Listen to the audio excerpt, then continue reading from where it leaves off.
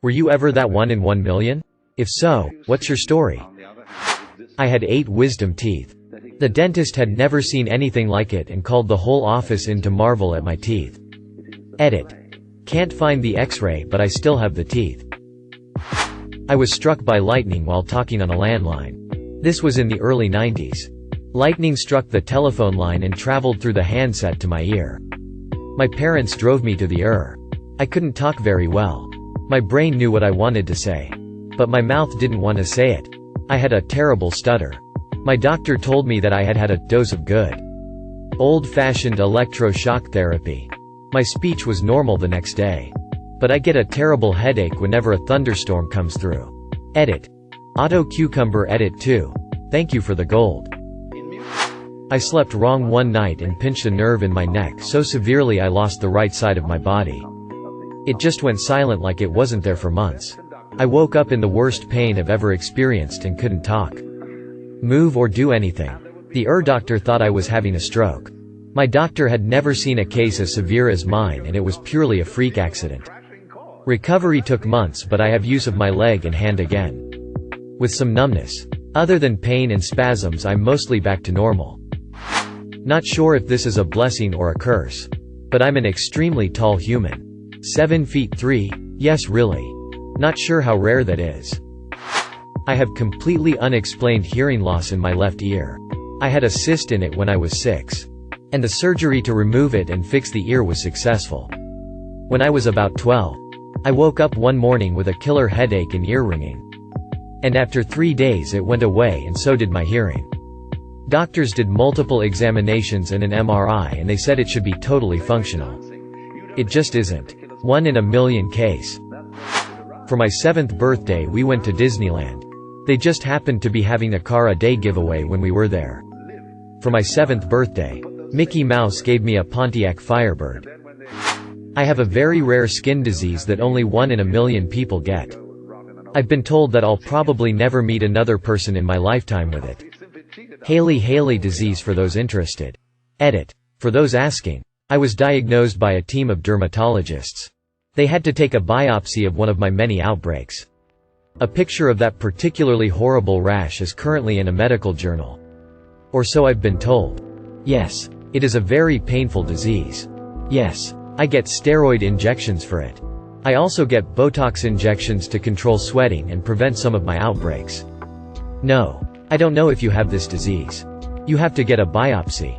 Yes, it's inherited. My mother was a carrier. And I've been told my grandmother had the disease for more than half her life. I have symmetric bilateral coloboma of the iris and retina. Essentially, my pupils are shaped like keyholes instead of circles. A single coloboma is pretty rare. Double coloboma is even more rare. And double symmetrical. Well, you get it. Edit. Obligatory thanks for the silver. Kind stranger. I fell asleep after posting this. And woke up to a bunch of feedback. I posted over in our eyes just now with more information. I once guessed a 6-digit random combination on the first try. It was the only try I planned to give. As a kind of scratchpad whatever moment. I was in 2 separate car crashes in 2 separate cars in less than 45 minutes apart. Also, go you, Shark Boy. Edit. I wasn't the driver for either crash. First car was hit from the side. Friend came and picked us up. Car lost traction and we slid off the road and hit a pole.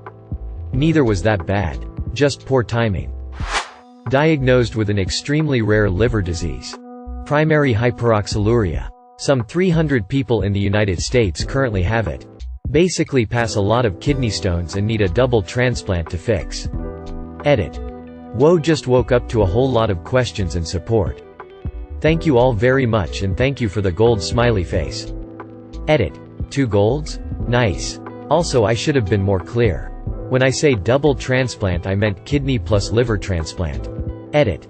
Sorry for another edit, but I really just wanted to thank every single person who replied to my answer.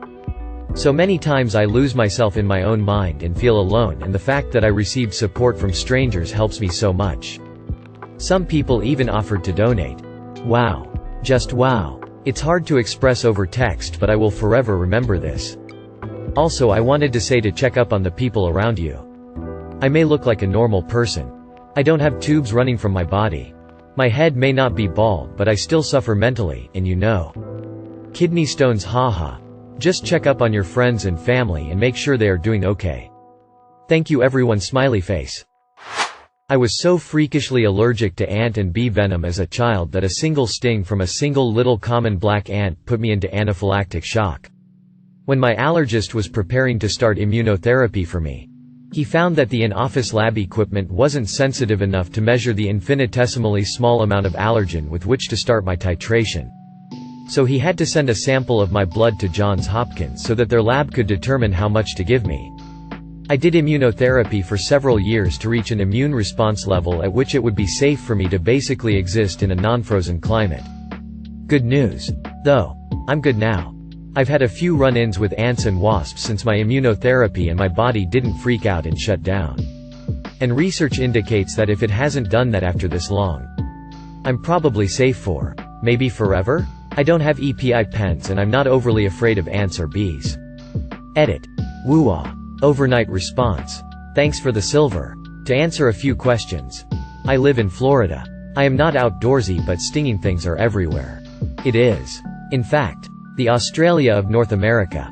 No. My parents would not move me to the frozen tundra to be a nomadic reindeer herder at my behest. Little black ants do, in fact, sting. Several Lasius subspecies have stingers and venom. When an ant bites you, that's using their mandibles and does not deliver venom. When an ant stings you, that's using their butt needle and delivers the pain juice. Most ants do one or the other. Fire ants do both at the same time. I did some research a while back and found an academic paper that indicated that if I haven't had a reaction after this many years, the likelihood that I ever would again is vanishingly rare. I wish I could find it again right now. But I am already late getting ready for work. So if I find it later I will post it. I feel completely safe having a cell phone instead of an EpiPen. I've got the middle toes on both feet webbed. So did Stalin. Quack. My ex was struck by lightning several times and lived. Died in a car accident though. So not as lucky as he claimed to be. I was on Tinder and was talking to this guy. He was supposed to meet me for dinner. I texted him and no answer. Then I texted him on Tinder. Said that he couldn't make it. However, I got a text back from the number. It wasn't the guy that I thought I texted. It was the actor Gerard Butler. I thought he was lying until he FaceTimed me. Nice guy. Edit.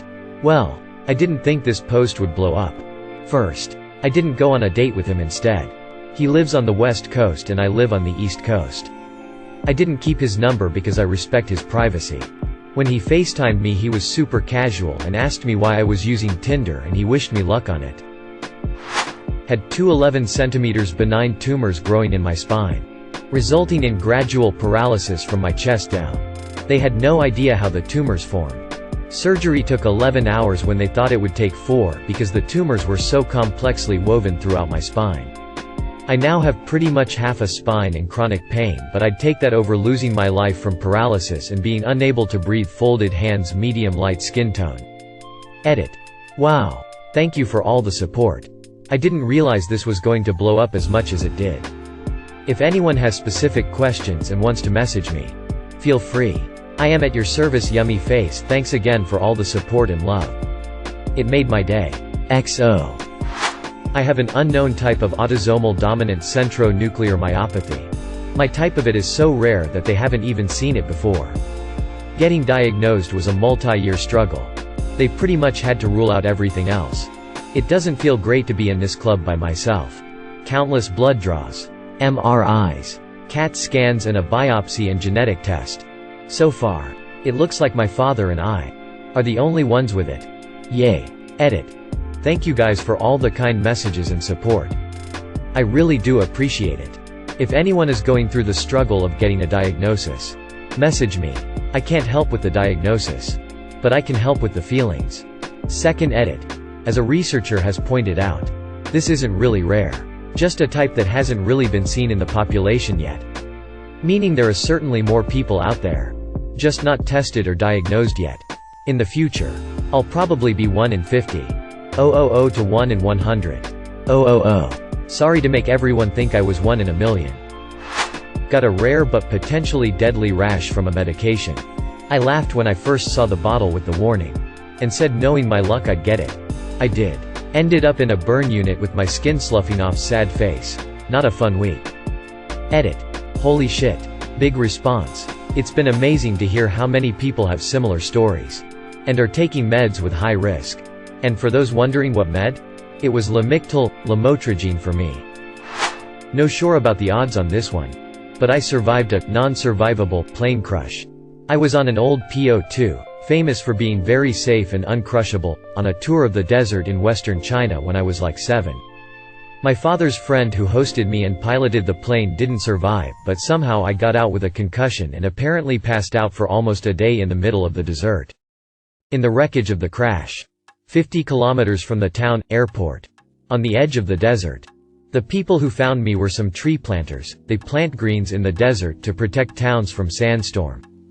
A lot of people live in these desert towns in China do this. Found me on their way picking up a shipment. And the only reason they looked was BC they were making a bet on how fast the egg would cook in the sand and went off the road to test. Edit. First thing first. According to legends. 15 minutes. I never tested it though. So, according to my dad's, the theory that I might have lived was because the plane was mostly made out of fabrics and wood. So when the plane crashed, the front half collapsed and took the majority of the impact. Though I got knocked out.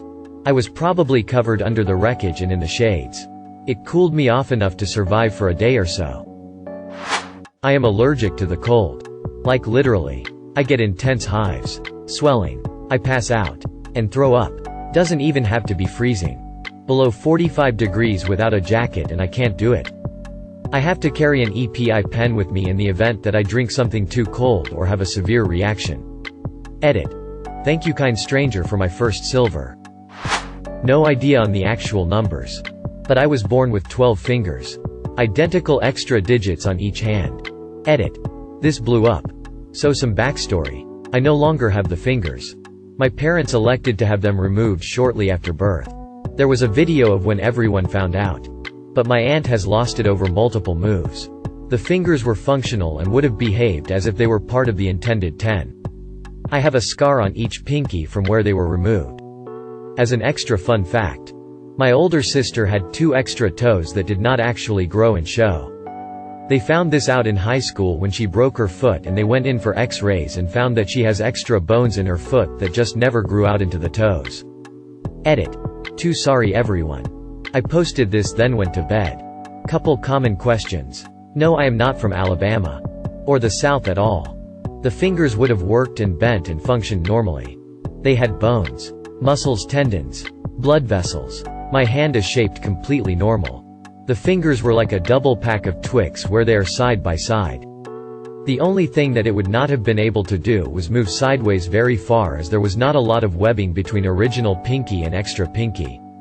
Fun fact number 2. This all comes from my dad's side of the family.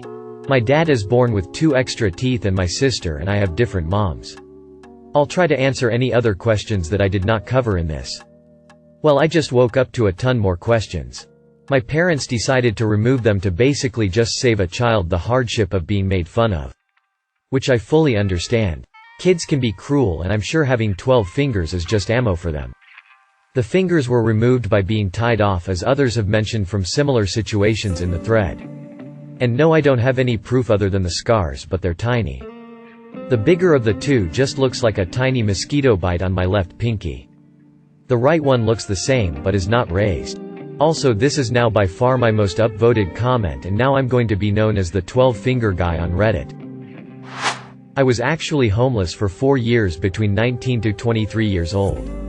As silly as it sounds, I used to earn some extra money at the time by helping around in a Yu-Gi-Oh tournament. It was my biggest hobby when I was younger and was something I felt confident about. I also didn't have a passport or a bank account, so I couldn't get a normal job, UK. Anyway, so at the time I was stuck not earning enough money. Without a passport, a bank account, or a real job. In the UK you won't get hired by 99% of companies if you don't have a passport to prove you have the right to work. So one day I got a phone call from a studio asking if I played Yu-Gi-Oh! And would consider myself a geek. Also if I wanted to be in a TV show. They said they would send me to another country as part of it. Being homeless, the biggest problems is being bored, so naturally I said yes. But told them I don't have a passport. No problem. We'll get you one straight away and pay for it ourselves. I ended up on a show called Geeks that you can still watch on Channel 4OD. Because I got this passport, I was finally able to get a job, a bank account, and finally a house. Now I am looking after my 10-month-old daughter who's playing while I type this. So Yu-Gi-Oh saved me from being homeless. I might be an anime characters. TLDR. Was homeless until a TV company gave me a passport allowing me to get a job and a house. Because I played Yu-Gi-Oh! Edit. This blow up more than expected, so here are some answers to some questions. Also thanks for the gold and silver guys. How did you have a phone? I had a cheap brick phone that would run on battery for a week. Think old Nokias. I used to charge in my local library in Peckham, London. How did I help in Yu-Gi-Oh? I was a judge for the tournaments. They're a referee for the game. How did the TV company found out about you? I was a judge for the game, basically a referee. The TV show was looking for geeks with different hobbies and they found out about Yu-Gi-Oh! After. Assume a Google search. They found the person who run my local tournament to recommend different players and people. And she recommended me. Why do you need a passport? So in the UK you need a government picture ID. And a national insurance number, like social security number, in order to prove you're allowed to work in the UK. I have migraines that cause me to go part or near completely blind, so can't drive due to the risk. So don't have access to a driver's license as ID, leaving me only with a passport. Edit 2. I am getting some people who are a little doubtful that it can be so hard to get a job while homeless.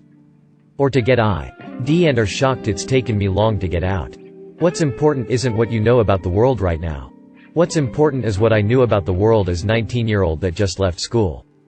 Think back to that age and honestly ask yourself how easy it would be to get a job without a bank and home address, ID, or experience of anything. Of course now as a 27-year-old I'm armed with much more knowledge to find a way out. Edit 3. Some people have pointed out that you can get a job without a photo ID. As long as you have a birth certificate. This is true from what I've researched but isn't common practice from what I had experienced at the time. I wish I could aim this knowledge back to the past but cannot. Edit 4. Thanks for all the love and support. I'm trying to reply to everyone but the amount of comment are really overwhelming. If I don't message back, I'm sorry. I own a Lego minifigure called Mr. Gold. This particular minifig was to celebrate the 10th series of the Lego figurine line. They are sort of like grab bags. You can feel for them but you don't know what minifigure you're really going to get. So because they were celebrating they thought it was a good idea to only make $5,000 of these. Anyways, when I was younger and even now I was really good knowing which figures they are simply by looking at the figures pieces and feeling out those pieces. I really liked the minifigures cause I thought they were really cool and unique, so I really wanted Mr.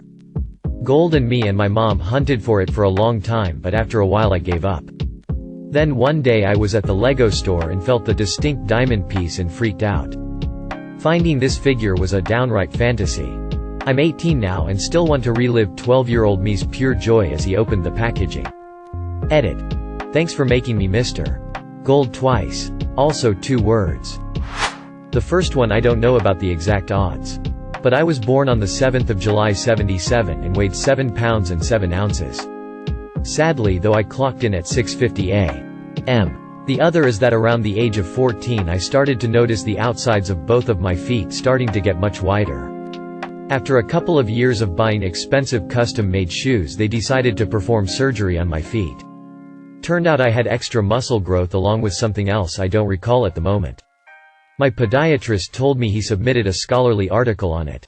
May also have been genetic as when my dad was 3. He developed an extra toe growing out of each one of his big toes. When I was a teenager I had just started working at the local Sears Auto Center Express Lube shop and on day 1 did a quick orientation and my first oil change.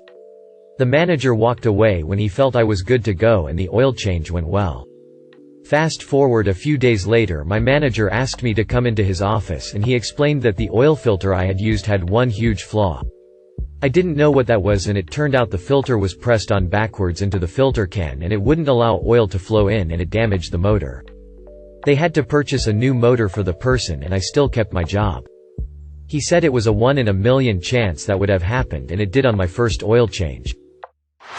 I was diagnosed with leukemia. I got a bacteria growth which killed the leukemia. A real 1 in 1,000,000 chance. Edit. I almost died thanks to that bacteria though. Edit. Thanks for the silver and gold, kind strangers. Thank you for watching. If you enjoyed this video, don't forget to drop a like.